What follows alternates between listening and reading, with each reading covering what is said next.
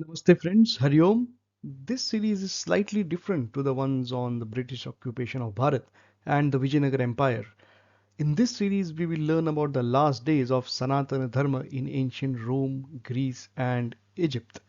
And the aspect I'll be focusing on is the destruction of the Roman temples by the Christians. And in this 2 or 3 part series, I'll be specifically focusing on the destruction of the temple of Serapis. So in this video, we learn who Serapis was and what was the significance of his temple. So before we start off, as we are seekers of truth and knowledge, we first need to pray to Goddess Saraswati to take us from darkness to the light. Saraswati Namastubhyam Varade Kamarupini Vidyarambham Karishyami Siddhir Bhavatu Me Sada. And I dedicate this series in the memory of my dear my mother, Professor Sunanda Y. Shastri, who was a scholar of Sanskrit grammar and literature. Now, the starting point for this series really begins from a few months back when I chanced upon this excellent book by John Holland Smith, which chronicles the end of Sanatana Dharma in the Roman Empire due to Christianity. So, in the West, the common term used for Roman Dharma is pagan, which is not a very good word because it was coined by the Christians in a very derogatory fashion to describe those who practice Sanatana Dharma in Rome. And I didn't realize at this point when I actually bought the book. I chanced upon it by accident in a second-hand bookshop in Melbourne. But this is quite a rare book. It's difficult to find, and it's called The Death of Classical Paganism. The book presents a lot of evidence for the destruction of Roman temples by Christians, and it chronicles the last 100 or so years of Sanatana Dharma in Rome. And coincidentally, a few weeks back, uh, as I was wrapping up the book, I came upon this tweet which kind of went viral on Twitter. So let's have a screenshot of that. So I don't know who this gentleman is, but what he's saying is when India is conquered for Christ, should these temples be torn down or repurposed into churches? So this predictably generated a lot of outrage among Hindus on Twitter, and rightly so. But this is nothing new, or this mentality is nothing new. And this tweet has a long history going back 1700 years, and which begins with the rampage of temple destruction in the Roman Empire around the year 3402 of the Kali Yuga, or the early years of the 4th century of the Christian era. So typically between the years 300 and 400 of the Common Era. So in this two-part video, I will take an example of the Temple of Serapis and explain in detail what happened to the Roman temples. The pillar you see in the background in this image is the Diocletian column, which including the base is around 27 meters high and was built by Emperor Diocletian of the Roman Empire. So this pillar is the sole survivor of the great temple of Serapis, which was known as the Serapeum in Alexandria. So Alexandria is here, and it is the second largest city in Egypt after Cairo. So the Christians made many attempts to destroy this temple, starting from the year 300 going up to the year 391 when they were finally successful because they got the backing of the Roman Emperor Theodosius, who was a Christian himself. So this encouraged the patriarch, or the what you can call the bishop of Alexandria, to gather his followers and raise the temple to the ground in 391 CE. So let's take a look at what the temple was in its heydays. So the Serapeum at Alexandria was the largest and the best known temple of the Devata Serapis. This was the most revered temple in the Roman Empire, outside the temples in Rome itself. And you can think of this as similar to, the status Tirupati has in our minds today. So this was what the Romans of that time saw this temple as. And the highly detailed reconstruction, which you can see in this image, is a good representation of the size and magnificence of the temple complex. I'll be describing this in detail, a few slides further down. So let's see who built and renovated the temple. So the Serapeum of Alexandria was really uh, an ancient Egyptian temple which was renovated by Ptolemy the Third or built by Ptolemy III. So there's a little bit of dispute on this, who actually built it. So he was a Greco-Egyptian king, and this was renovated by the Roman Emperor Hadrian in around AD 116. So this is Hadrian, and that's Ptolemy III. Now it seems that the Serapeum was damaged. There was a great Jewish revolt in AD 116 or 116 CE, and the temple was extensively damaged. So the Emperor Hadrian extensively renovated it. So during archaeological excavations, two layers of the Serapeum are found. One is the older Greco-Egyptian temple built by the Ptolemaic kings, and a newer Roman layer. And let's have a look at who Serapis was. So the image above is from a game called Assassin's Creed, where they have recreated the Serapeum and the Murti of Serapis. So the Murti is somewhat accurate, but not very accurate, as Serapis' face was actually black, not white. And I will explain this in more detail later on. And the statue was huge. So it was known as the superhuman colossus, which means a giant statue made of various woods and metal. And it was so large that Rufinus, one of the Roman historians, remarks that its right hand touched one wall and the left another wall. And I think during the 1940s or even before, two colossal heads of Serapis, one in white marble and one in black, some kind of black stone, were found many years ago on the site. And the statue of Serapis was again a combination of the Egyptian god Osiris uh, and the Greek gods. So the basket on the top of the head, over here, it actually represents the afterlife, or what the Greeks call the underworld. And it's also a grain measure, so it represents the land of the dead.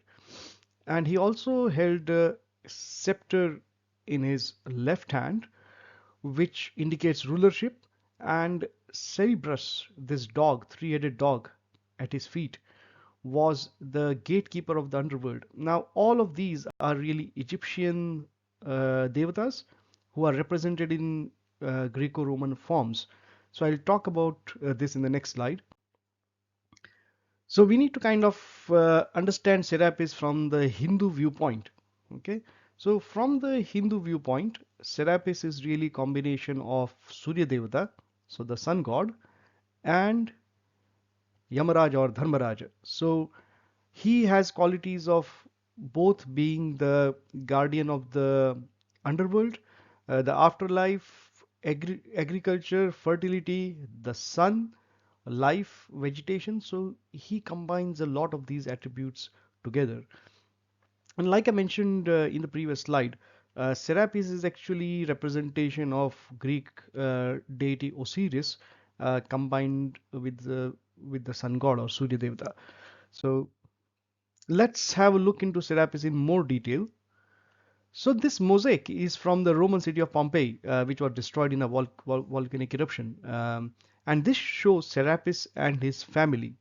So the figure you see on the extreme left is Anubis. Now Anubis is the guide to the afterlife, and Anubis is depicted in black, a color that symbolizes regeneration in life. So Cerberus, the three-headed dog which we saw earlier, standing next to Serapis, is actually a representation of Anubis. And I'll tell you, these devatas are really higher level beings who live in higher lokas or higher realms. Because I had an experience with Anubis many decades back. And for many years, I had a personal diary in which I kept an image of Anubis. So my recommendation is, if you go to Egypt or buy some of these murtis as curios to keep in your home or as souvenirs, treat them with respect. At least offer a flower every day. So don't treat them simply as, curios or something which you put on your display. Treat them with the same respect as you would treat, our devatas. So the next one of Serapis family is uh, this little boy who you see here. So not very clear because the mosaic has kind of disintegrated in this part. So you can see the face around here is known as Harpocrates. Now, Harpocrates is the Greek version of the Egyptian devata Horus, who is the devata of kingship, of rulership, so Rajya, protection, the sun and the sky. And this is why I say Serapis combines a lot of these qualities. And the Devi used to see standing next to Harpocrates or Horus is Isis. And Isis is the sister and the wife of the Egyptian god Osiris, who is the ruler of the underworld or Yamaraja. And she is really what we can call Amavaru or an embodiment of the cosmic power. So, and she is typically represented in Egyptian depictions as a winged goddess or a winged devata. And the last one is the great god or the great devata Serapis. So Serapis, again, the mosaic is gone at this point. So uh, Serapis is shown with the scepter in his left hand, and there's a globe, and I'm not aware of the significance of that in his right hand. So Serapis is a representation of Osiris, whom you see seated here, and there's Anubis and Horus uh, to his left. So Osiris, let me turn off the laser pointer. So Osiris was the god of the dead, the afterlife, and Serapis, when combined with the qualities of Surya Devata, um, so Osiris is essentially Serapis combined with qualities of Surya Devata. And let's have a look at the construction or the layout of the temple itself. So this is an excellent reconstruction of the temple, and I got this from an online site, and it's probably a reconstruction, near the archaeological site in Egypt. So the Roman historian Ammianus Marcellinus writes about the Serapeum that it possesses such vast halls with columns and is decorated with figures in such high relief or high relief. Uh, so these are very tall statues, so as to appear alive, and has so many other works of art that nothing in the world is considered more sumptuous than it except the Capitol, which means Rome, which is the eternal pride of the city of Rome. Okay, and I'll go through each part of the temple. So this is the monumental flight of steps. So the Serapeum was built on a man-made or a natural hill in Alexandria, because Alexandria is pretty much flat. So this was the uh, high point elevation. So a flight of 100 steps led up to the main entrance, which was on the side. And this building over here is the main mandir or the temple of Serapis. And this is the top view, the deconstructed top view. So over here you can see there's a kind of a Sabha Mandapa or a entrance and gathering place. And here is the Garbhagruha or the inner sanctum sanctorum where the Murti of Serapis was kept. There were two buildings, so they still haven't figured out what the buildings were for. But the interesting thing is there was a secret passage from this building, which was over here, up to this building. So they have tentatively named this as the south building. And there's something called a stoa-like structure, which I'm not sure what it is. I tried to figure it out from the report, but I couldn't. And the columns, so the columns or the pillars around here, the top of the columns was overlaid with bronze plates, and the pillars of the temple themselves were laid with plates of bronze, gold, and silver.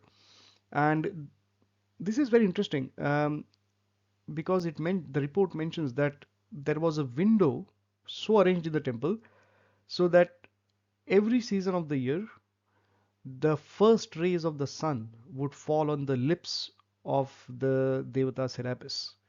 And if you have been to any of the sun temples in India, so I've been to Modhera in Gujarat, where the Murti of the Surya Devata is gone, but the sun rays, the first rays of the sun, always used to fall on the Murti of the on the face of the Surya Devata. So you can see the similarity. And really, Roman Dharma was an extension of Sanatana Dharma itself. So Roman, Egyptian, and Greeks. Obviously, it's all long lost and forgotten now. And the porticos and the open spaces were adorned with many murtis of and magnificent works of art. And there were rooms for priests on the side and rooms for pilgrims as well. And the Serapeum also had a library of around 50,000 books or manuscripts, and this was known as the child library of the Great Library of Alexandria. So Alexandria had a library which was considered the greatest in the Roman world, and it had around 500,000 scrolls and manuscripts.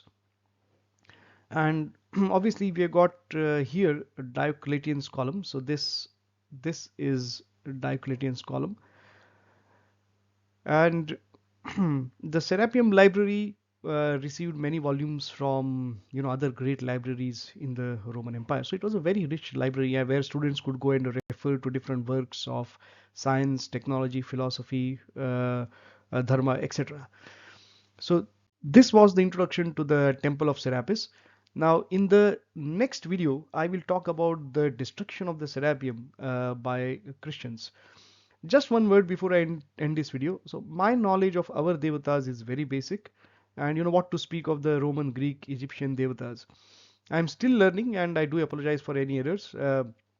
My pronunciation of Roman, Greek, Egyptian names isn't very good either. So, but thank you for watching. Please do remember to share, subscribe, and like the videos, and I will see you in the next part. Thank you.